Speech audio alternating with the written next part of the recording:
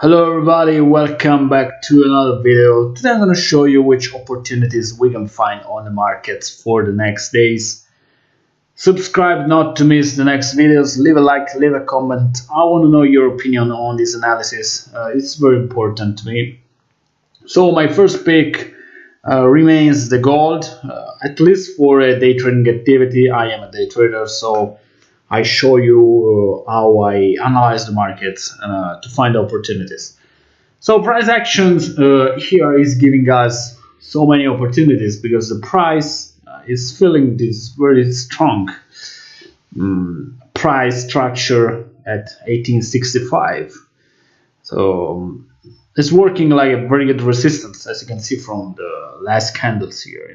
The yesterday candle is very important. The seller were pushing the price down a little bit, but today buyers took control again.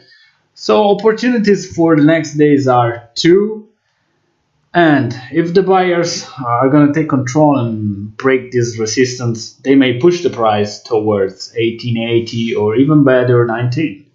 So this is the first possibility.